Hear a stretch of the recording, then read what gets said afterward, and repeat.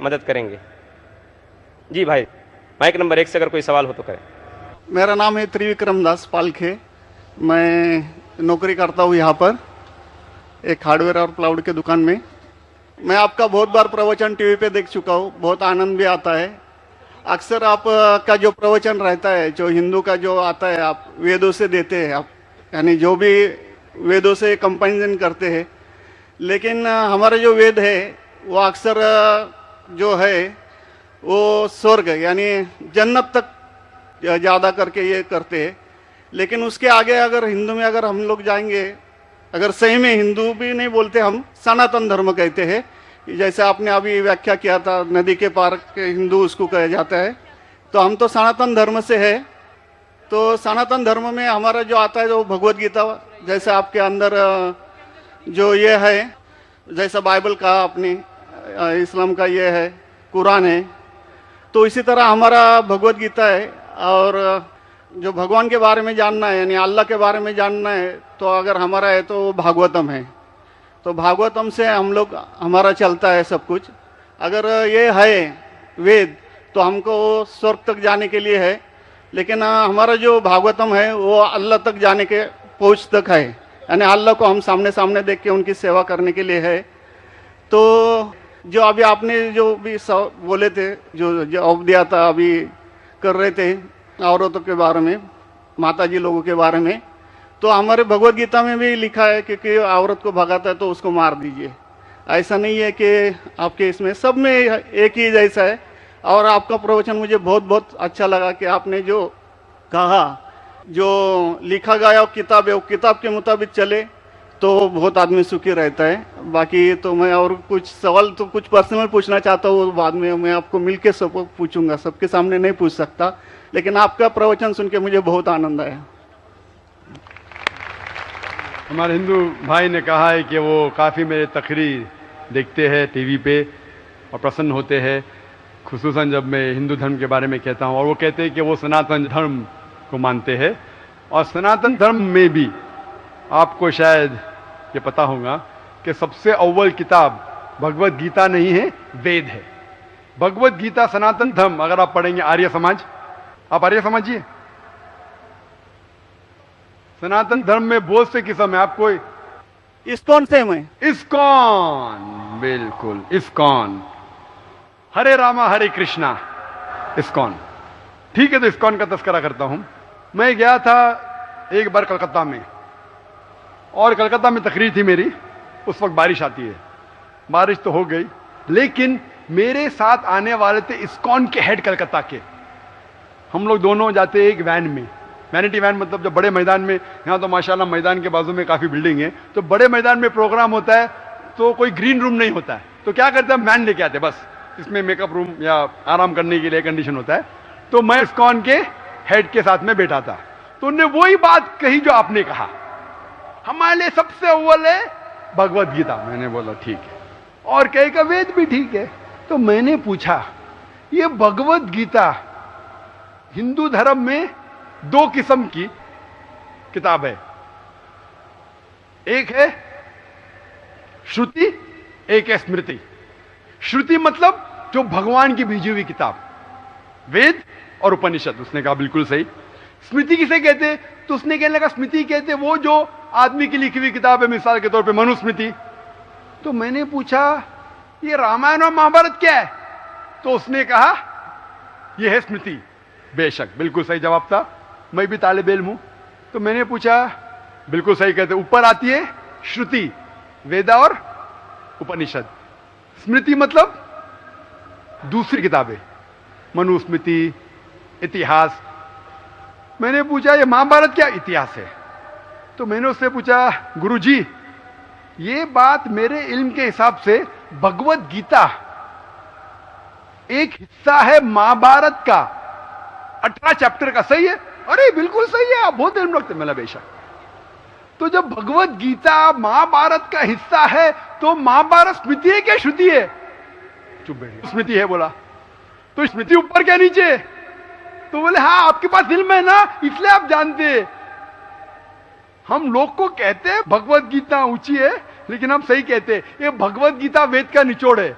निचोड़ है लेकिन वेद ऊपर है, खुदा की किताब है। भगवत गीता इंसान की लिखी है, किसके जरिए? स्कॉलर्स के। आपके इस्कॉन के गुरु भी कहेंगे वो, लेकिन आप आम आदमी हैं, आप शायद ये पेचीदा चीजें को जानते नहीं। हम तालिब इल्म हैं, मैं स्कॉलर नहीं हूं, तालिब इल्म हूं तकाबले मज़ाहिब का, इस्लाम एंड कंपैरेटिव रिलीजन का। तो बोले बेशक आप बिल्कुल सही कहते हैं। तो मैं कहूंगा अगर वेद और भगवत गीता में टकराव है, किसकी बात मानेंगे? तो बोले आमतौर पे तो हम कहते हैं भगवत गीता ऊपर है, लेकिन आप सही कहते हैं क्योंकि आपका दिल में। तो मैं वो डबल स्टैंडर्ड क्यों? जिसके बाद दिल में बदल जाता है क्या? 2+2 4 ही रहता है, चाहे वो सेकंड स्टैंडर्ड में या 10th स्टैंडर्ड में 2+2 वो ही रहेगा, 4 बदलेगा नहीं। तो मैं ये कहता हूं गुरुजी से, आपके संत से, कि आप अपनी किताब लोगों में आम करो, हिंदुओं में आम करो वेद। लेकिन हिंदू धर्म में सिर्फ ब्राह्मण ही वेद को पढ़ सकता है, क्षत्रिय नहीं पढ़ सकता है। क्यों? बाकी लोग नहीं पढ़ सकते, वैश्य शूद्र नहीं पढ़ सकता। क्यों? हमारे मजहब में ऊंच नीच नहीं है, काला या सफेद, अमीर या गरीब, राजा या फकीर कुरान पढ़ सकता है। नमाज के लिए जब उस ईश्वर की हम इबादत करते हैं, जब खड़े होते नमाज के लिए कंधे से कंधा मिला के करते, चाहे वो फकीर या अमीर या गरीब, फकीर या राजा साथ में खड़ा है तो कंधे से कंधे मिला के खड़ा होता है। और आप यहां देखेंगे, और मैं अल्हम्दुलिल्लाह कई बार सऊदी अरब गया हूं और किंग अब्दुल्ला की दावत पे भी गया हूं, माशाल्लाह उनकी सिक्योरिटी रहती है, तो सिक्योरिटी हट जाती है, आप साथ में तो साथ में अल्हम्दुलिल्लाह। राजा या फकीर, अमीर या गरीब, काला या सफेद, यकसा है। तो मैं ये कहना चाहता हूं, आप बिल्कुल सही कह रहे थे कि वेद स्वर्ग की बात करता है लेकिन खुदा की बात भी करता है। भगवत गीता में भी स्वर्ग की बात लिखा है, खुदा का भी लिखा है। आप बोले अल्लाह के करीब आने के लिए भगवत गीता सही है, बराबर। मैं ये नहीं कह रहा हूँ कि ये वेदों में नहीं कहा है, वेदों में बहुत आखिरी में आता है, लेकिन जो भगवत गीता जो है वो डायरेक्ट भगवान हुआ है, यानी अल्लाह ने कहा हुआ है, ऐसा है। तो इसके लिए अभी वेद तो संस्कृत में है, वो पढ़ नहीं सकते, लेकिन जो भगवत गीता है वो बहुत सारी इसमें ट्रांसलेशन हो गई है। और जो भगवत गीता है बहुत सारे आदमी ने यानी लिखी हुई है, करीबन 200-300 लोगों ने लिखी है अपने अपने हिसाब से। हाँ, बिल्कुल सही कहा। लेकिन इस्कॉन का जो गीता है भगवत गीता, वो गुरु परंपरा में है, वो भी आदमी है, एज इट इज लिखा हुआ है। यानी वो परंपरा में अगर गया तो वो कृष्ण तक गया, यानी जिसने जो कहा है वो एज इट इज है, इसके लिए उसका लिखा हुआ as it is Bhagavad Gita. आपके स्वामी प्रभुपदा, बराबर, यस बराबर हुआ, स्वामी प्रभुपदा। प्रभुपदा इंसानी थे ना? हाँ, इंसानी थे ना, मैं किधर ना बोल रहा हूँ।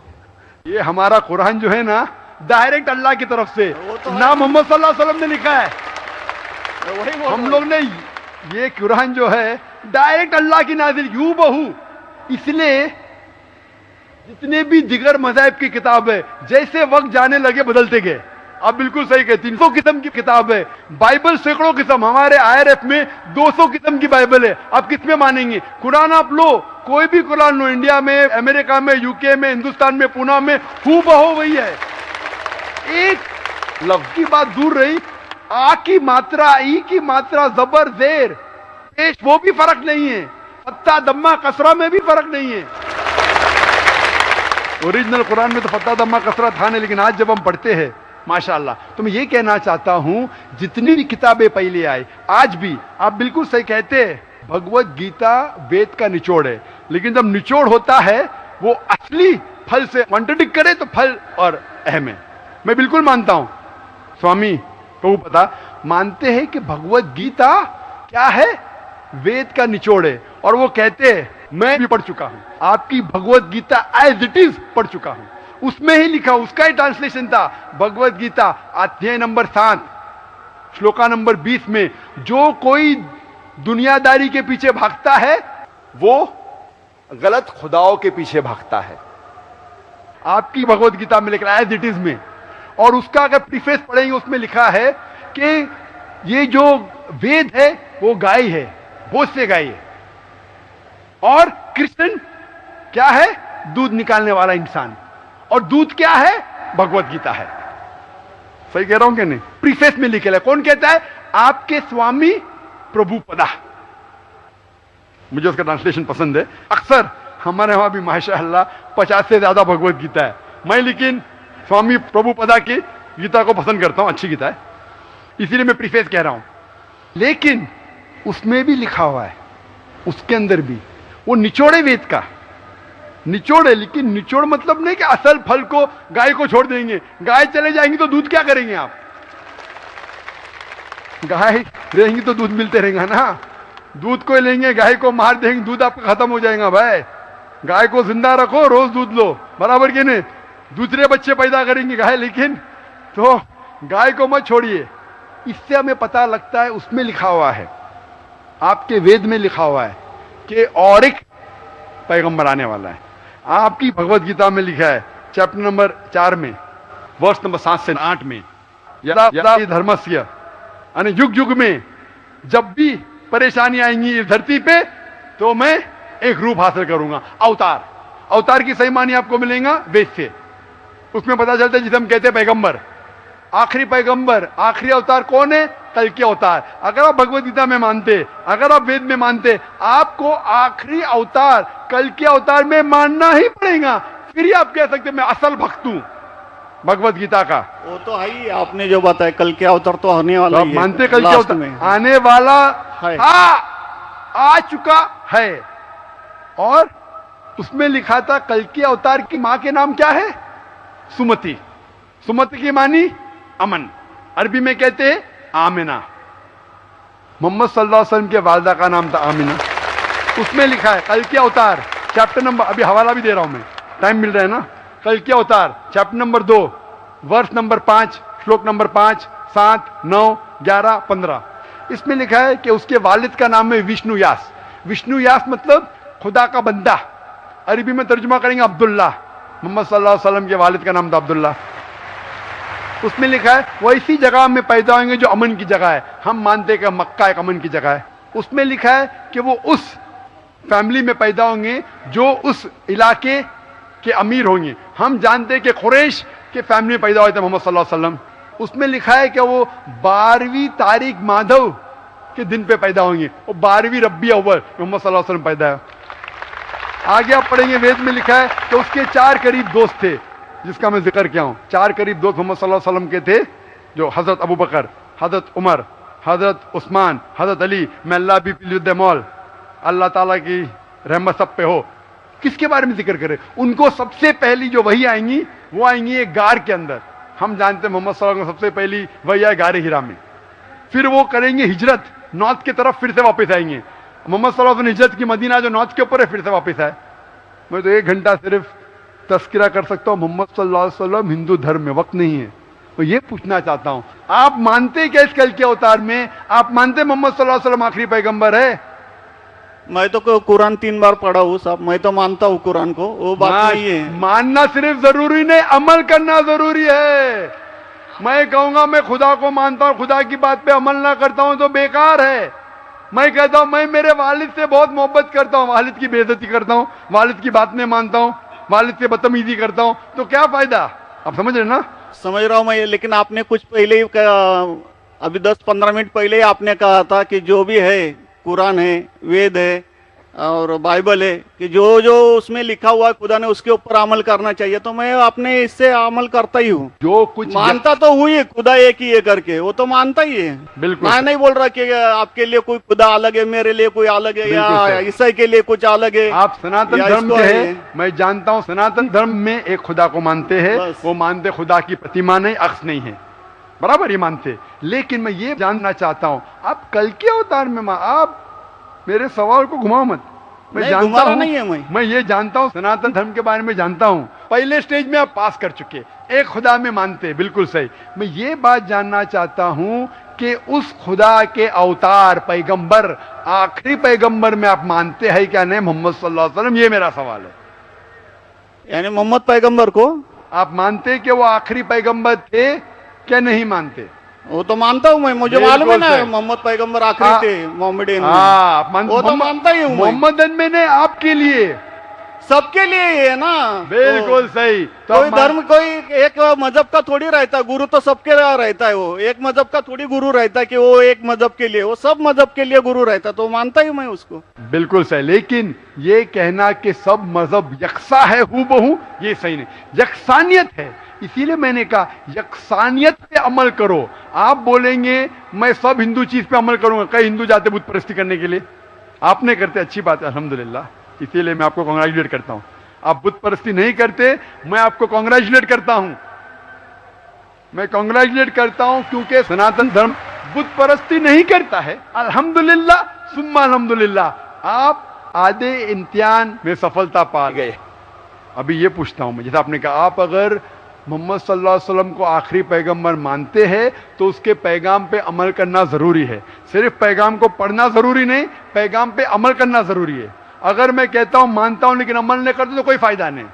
तो ये होता है कि अपने मन से खुदा की बात जो आखिरी पैगाम है कुरान शरीफ और आखिरी पैगंबर मोहम्मद सल्लल्लाहु अलैहि वसल्लम में मानना जरूरी है, फिर ही आप सही तरीके से मजहब को पहचान सकेंगे।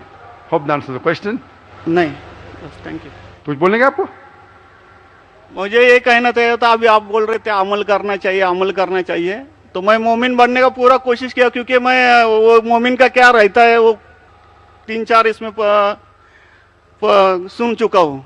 मोमिन का क्या रहता है? मोमिन का जो बताया था ना, क्या जो रीजन जो कैसा रहता है मोमिन, कैसा रहता है मैं जानना चाहता हूँ। नहीं, मैं इतना याद में जितना रखा हूँ मैं जो भी बोल याद नहीं है सकता है, जो भी याद है बोल लीजिए, नो प्रॉब्लम। जो कमी है मैं पूरी कर लूंगा।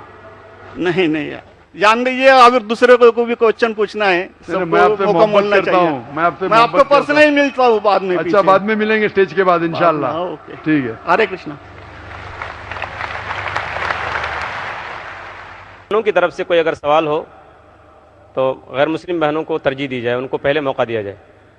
My name is Sneha Manoj Raizada. I'm studying.